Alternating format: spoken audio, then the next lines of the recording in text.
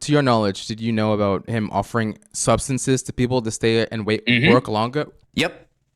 Adderall. There was a time in summer of 2020, it might have been fall, there were higher up employees that were offering it to other employees just so they could work all night and edit videos all night. So that way they could like stop complaining and stop sleeping. That's an employee, I believe that's one of James Warren's friends named Devin Leach. That's him admitting right there that like he is part of the crew that's passing around Adderall in the company. So yesterday, the YouTube channel The Asher Show released a video titled "The MrBeast Allegations Just Got Worse." Now, the first third of this video was kind of a recap, which also included a clip from one of my videos. Hey, let's go. But the other 2/3 of the video is what we're talking about today. The Asher Show had an interview with a new former MrBeast employee that goes by the name Trey Yates. You may have heard a few things. He, replied to some Rosanna Pansino tweets, but we pretty much not really heard this guy's testimony, and he went on to talk about quite a few things, like, I don't know, higher up employees offering Adderall to other editors just so that they could edit all night long, crazy stuff like that. But there's other things that they cover that I want to get into, and I also want to just, take a look at this objectively, go off of their testimony, and try to make some, reasonable judgment calls based off of what they say, and figure out what we can actually add to the very long list of issues that a lot of people are starting to notice with the company. Last thing before we get into the video, keep in mind that what I am doing is covering information that I'm already taking a look at, and any claims I'm making are just my opinion and they are allegations. Please, for the love of God, don't sue me. I've got a wedding I'm trying to pay for, and my dog only eats a specific type of dog food or else he'll, poop water. So that's not great. How long did you work for Jimmy for? You said 3 years. Yeah, so I worked for Jimmy from November of 2018 to beginning October of 2021. So almost 3 years. What did you do there mainly? Just editing? I started off with me editing for Beast Reacts in 2018. Did a lot of work to really prove myself on that, and then became editor and post-production manager. I moved to post-production manager and editor at the same time for Beast Reacts, like 2018, 2019-ish. So firstly, he's just kind of establishing that timeline. He worked there for, I believe, 3 years. And obviously, if you, get past 6 months there, number one, you're a workhorse, and number two, they actually like you. So again, based off his testimony, we're just getting an understanding of the fact that he works a lot. He was set there as an editor, and they wanted him to pretty much run like, the editing for the React channel and the gaming channel. We're seeing a little bit of him talking about that kind of workload, which he's going to get into and tackle more. He's going to start easing us in with the fact that he also had like 4 working titles for what he was doing for different jobs. It's insane. During that time, I was post-production manager. I was also production manager. I was also an editor, and I was also a retention specialist. Like, wow. And yeah, so I had 4 main jobs. I had 4 full-time jobs wearing all these hats all at the same time, because I would go, like, the other editors would edit the videos and then send it to me via Frame. I don't know if you know what Frame is, like where you leave comments on videos and things like that. And they would send that to me, and I would stay up until 3 a.m., 4 a.m. every single night commenting on those videos on what needs to change. Like, I worked Thanksgiving, Christmas, my 30th birthday, 4th of July from, 2020 to 2021, New Year's, like every single holiday you can think of. I worked those holidays just so I could comment on these videos. Now, this point he's making about like the insane work hours, what he was doing, pretty much like what you kind of needed to do at a base level to maintain positions like the one he did at the company. We're working these insane hours and going to these insane lengths to, make sure that everything was happening in a way that, Jimmy and the rest of the team were happy with. I think a lot of people, have some points against this kind of like, well, if it sucks that much, why don't you just quit? Or why aren't you guys asking for, different hours? Or why'd you agree to that, etc.? And I think that a lot of this ends up having to do with just like the entertainment industry in general. If you want to get a job like,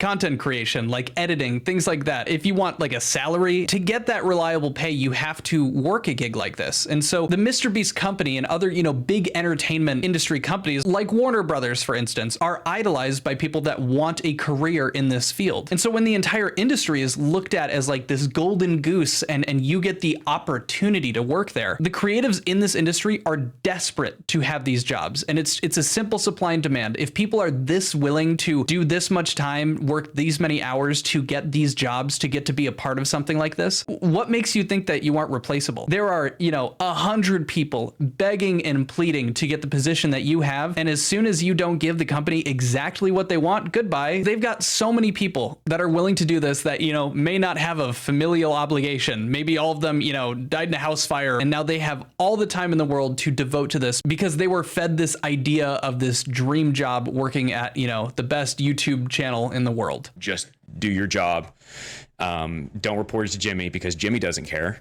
Jimmy never asked about how I was doing or anything because Jimmy is, quite frankly, a sociopath. Now, like you just saw in the video, it is his opinion, but this is not a new one. So I don't really feel a need to, get really deep into it. He makes the claim in his opinion that Jimmy is a sociopath. There are quite a few other people that have made the same assumptions about Jimmy. It's a pretty popular accusation that's thrown at the guy. But shortly after this comment, he starts getting into what we're talking about today in this video, which is the alleged distribution of Adderall to allow them to work through the night to edit videos. To your knowledge, did you know about him offering substances to people to stay and work longer? Yep. Adderall. There was I say huge, but it was all internal. There was a time in summer of 2020, it might have been fall, where Adderall was being passed around the company. And there were higher up employees that were offering it to other employees just so they could work all night and edit videos all night. So that way they could stop complaining and stop sleeping. And it was investigated internally within the company. But how far does that go? Now, again, this is just this guy's word, but let's just, dissect it a bit. That's obviously illegal, distributing a controlled substance. For those who don't know, I'm pretty sure most of you understand, but Adderall and amphetamines are a controlled substance, meaning that the distribution of them is controlled. Now, initially, again, let's recognize the fact that yes, these kinds of things happen at companies, but then he goes on to say that there was an internal investigation that was conducted. You're supposed to investigate these kinds of things, obviously. Inevitably, there is a conflict of interest when you're conducting your own investigation. So I see his point that there could potentially be quite an issue there. My initial take from this was just the fact that, hey, they are doing the investigation after finding out about it. It's not like you can completely prevent these things from happening. This is just an inevitability of bad actors in the workplace. You can't really, preemptively stop that. On the other side, though, maybe if your editors didn't feel incentivized to take Adderall, to stay up and not sleep, to edit and get your videos done, maybe not having a work culture like that would also be beneficial to, being proactive about these kinds of things. But it doesn't just end there, because Trey is about to provide some text messages showcasing that at the very least, a few of the higher ups at the MrBeast company were aware of and joking about the distribution of Adderall in the company. That's an employee. I believe that's one of James Warren's friends named Devin Leach. And that's him admitting right there that he is part of the crew that's passing around Adderall in the company. And by the way, in that message, John Smith is Jimmy. And it's funny that my proof of that being Jimmy is this message that I found where he sent an article of his wiki feed confirming that that's him. Yes. Right. I think that's proof enough. Everyone knows WikiFeed is a very reputable website. 4.8 out of 5 is a very high score, so he must be very proud about that. Now, putting aside the fact that Jimmy has a very, very respectable 4.8 out of 5 on his Feed Finder score, let's talk about what is actually in those texts and just, try to be objective about this. So let's just go off of what Trey is saying, in which case the fact that John Smith is MrBeast, and just go through it as such, okay? CeeLo talks about the fact that they stayed up for 10 hours, working on a thumbnail. And then allegedly, Jimmy says, "Rip, did we get any good applicants?" CeeLo says, "We definitely did. Just got to make sure it's the perfect one."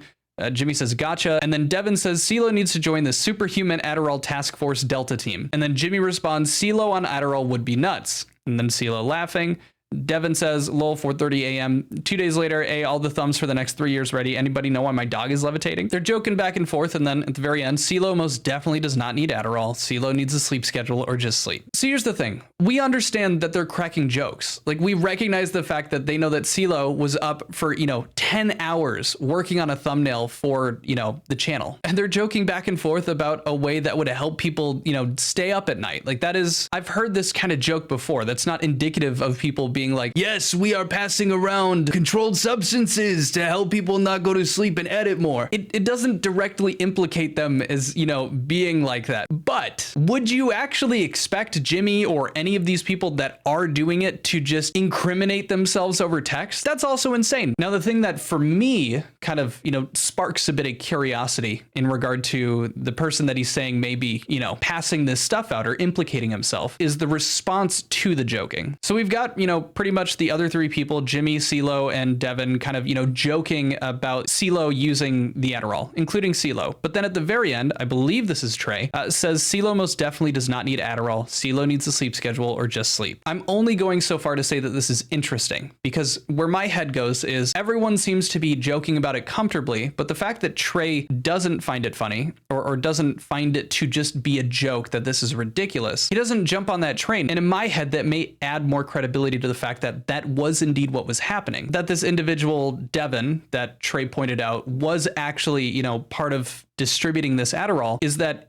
he was taking it seriously in that group chat. But the counter to my logic is that people can just interpret things differently, and Trey may actually think that that's what's going on when that isn't the case. For all we know, Devin could be suggesting that, you know, he goes to a doctor and gets it prescribed, maybe not getting it prescribed for the right reasons, but doing it nonetheless. But Trey is also painting this as some sort of proof or admittance from Devin that he is, you know, implicated in this, you know, Adderall ring, which I really don't think is true based off the messages we've seen. There is no, I myself, Devin Leach, am offering to you, Mr. CeeLo Kaplan, 1 million Adderall.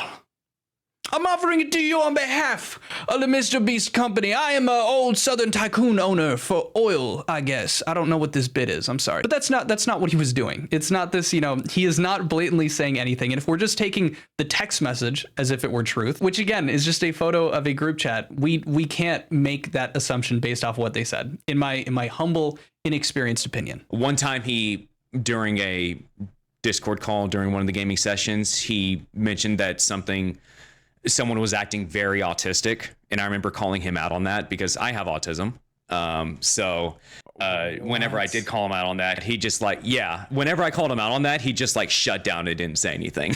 So not only does he talk like a gamer, he's also a fucking pussy. So that's the reason why he's not responding to anything. And then also he's posted like 2 TikToks in the past week, like ignoring all of this. Trey calls MrBeast a pussy in a very, you know, kind of angered sense, because he's talking about the fact that, you know, Jimmy had said that, you know, the guy was autistic when kind of like as a joking way when Trey wasn't cool with that because he does have autism. And we start to see that, yes, there is a bit of that like emotional bias that clearly this guy does not like Jimmy. He clearly didn't get along with him well. I mean, obviously you wouldn't, you know, be calling him a pussy or, you know, being upset with that kind of terminology if it didn't actually bother you, or bringing it up in an interview, knowing full well that this is how people are going to recognize how you view Jimmy. I bring this up because I want people that are, you know, watching this video to keep that in mind when we're going over some of the information that Trey is presenting, because obviously he's going to be looking at this stuff through that lens of he has some resentment towards MrBeast, in the same way that, you know, Dogpack or Jake Weddle or Rosanna Pansino have their own reasons to dislike the guy. You know, Rosanna Pansino getting written out of top 3, being mistreated in that way.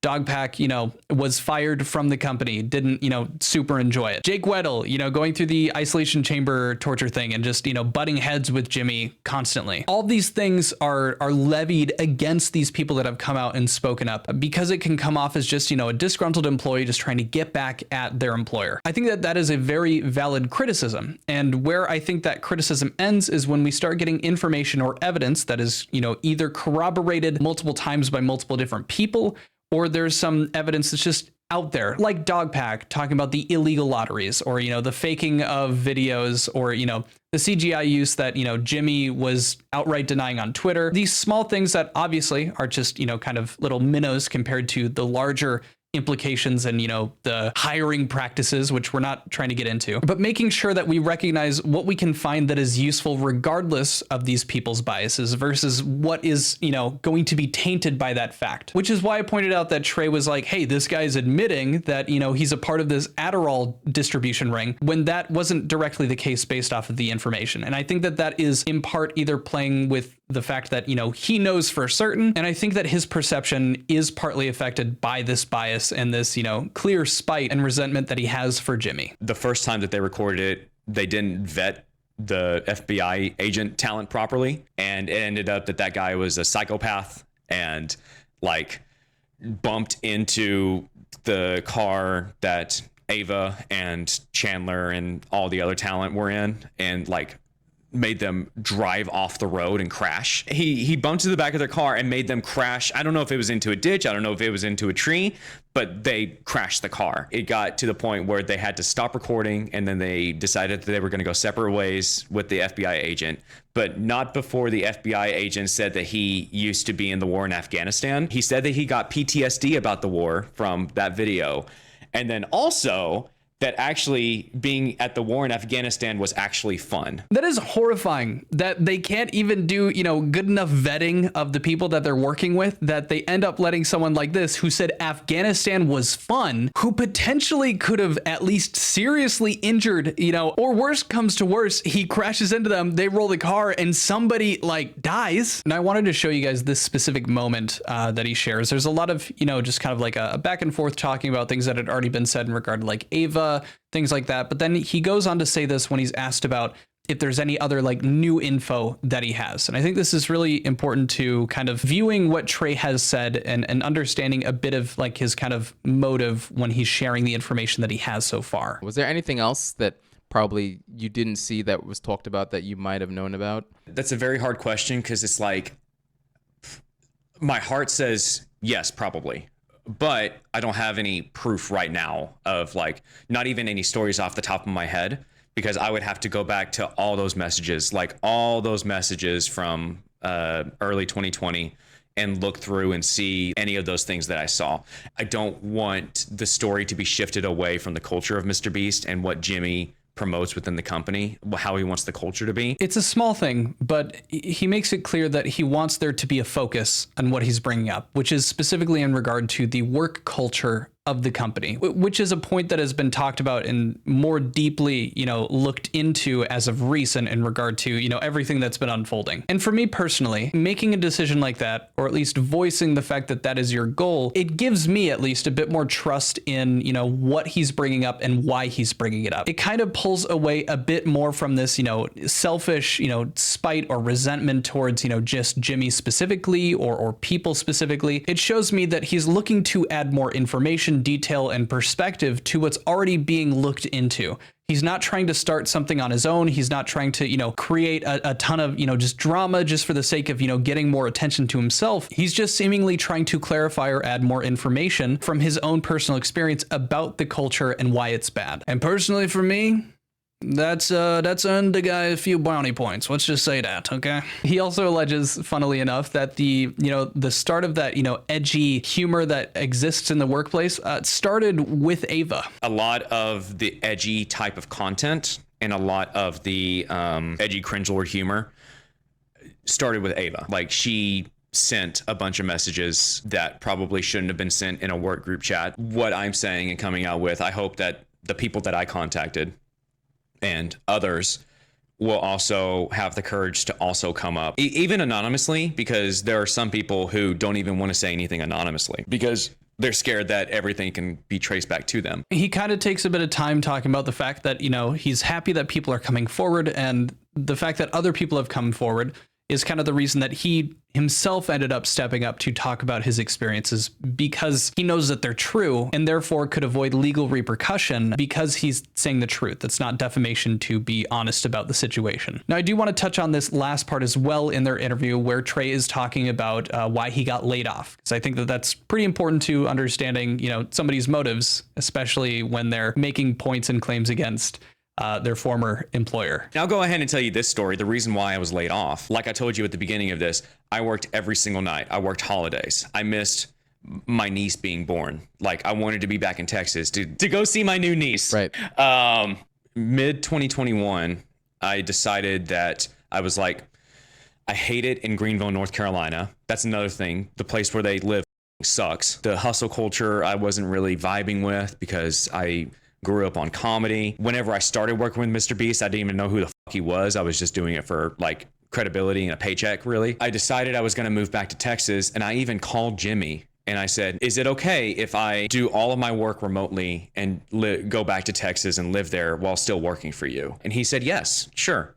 And so I got confirmation from Jimmy that I could work remotely. Then in early October 2020, we posted a video that was a Ubisoft partnership video for a Far Cry 6 sponsor. This video was doomed to begin with because it's not Minecraft, it's not GTA, it's nothing interesting. What kid is going to go out and buy Far Cry 6? Posted it, and Jimmy put me on a group call with the other leads at Horizontal. He was fucking furious about it. He was just like, why do we post this, blah, blah, blah. Every video needs the best video possible. Trade, this is all your fault. This is all your fault for posting a cringe video. We need to work more hours. We need to do this. We need to do that. It was during that call that I was like, Jimmy, I'm not working more than 45 hours anymore. I'm not working Saturdays and Sundays anymore. I will continue working for you, but I'm not doing that. And he paused and he was like taken aback. And he was like, oh, I didn't know you felt that way. How do you say that? Like the average work week for an American is 40 hours a week. How are you going to say that to me? Imagine being surprised that you won a weekend. Yeah, exactly. There was a gaming session that happened on Monday, and I was there on the call, but like no one was talking to me, so I knew what was coming. After that call, that lead called me, and he was just like, sorry, we got to let you go. I was crushed too. I was just like, I mean, we can change things. Like, what can be done to change this? And he's just like, I'm sorry, that's just the way it has to be. And Jimmy even had the audacity to call me after that call and ask if I was okay. He is saying that he got fired because he put his foot down on, you know, what I would say is an above average amount of work hours in the week for a full-time gig, being 45 hours. He put his foot down saying that he was not willing to work weekends on a salaried job. And in consequence, Jimmy hit him with a, I didn't know you felt that way. And then by Monday, he was gone. I totally understand why he would have a bias and why he would be spiteful, but I also think that, you know, based off of his testimony and what he went through, it makes sense that he is focused on the work culture. And I think that his spite or his experiences that have led him to, you know, inevitably speaking out are helping direct the decisions that he's making into focusing on the workplace culture, because inevitably that type of hustle culture is, from what it seems like, the reason that he ended up getting fired. Anyway, I want to know what you guys think. Let me know in the comments what you were able to take from his interview. I think regardless, it brings a lot of more information and a lot more context into the workplace culture. And I'm very, very interested to see if we learn any more about the Adderall ring, alleged Adderall ring. Let's get into our membership shoutouts. I recently downloaded Voice Mod, so today we're going to be reading as the narrator. Special thank you to NotNinja_S, Blair, or Ife, Munzie, Carrier Bag, Chauffeur-Lated, Lil Kitty, Evil Fairy, Cam Nuggets, Bone It's a Pancake, Xavier, Boy Tiger Rockin', Rabid Lorax, Artistic Smeardle, Edward Rock, Hexstream, Snowballs, Youngest Kid, ZXXZZ1, Palmanenge, Joan, Michael Dufka, Person Pal, Mel TF2, Jeremy Stelkup, Blasted Sketch, Waylon, Glitchoff, Yogi Farmer, Sign Style Inc., Weird Wonders, Vinzo0913, Tio, Your Local Melomaniac, Terasal, Sir Kitty Litter, Forkstick, River Rocks, Seasonal, Persona Normal, Win VR, Psyxander, Noah Brown, Naomi Jimenez, Sunisphere, Frosty, Tommy Sees a Cat, Captain Spud, Orange Cat Pianist, Emp40, PB with K, Big Jim, Alex, Rain the Once, all basically Bricks, Cooking with Silence, Cheap Monster, Quinthio's Brother, Owen Murnane, Jackson, No Staby Eye, Saya Sneaka, For All Yarnkind, Esme's Smiley Face, Ogie's JK, Iona, Titanium Sid, Kate's Mom, Osu, and last but certainly not least, Quinthio's Mom. Thanks, Mom. Hope you guys enjoyed. Listen to this voice when I try to laugh. It's insane. Anyways, hope you guys had a good day. I'll see you guys later. Enjoy the video whenever it comes out. Adios. See ya. Bye.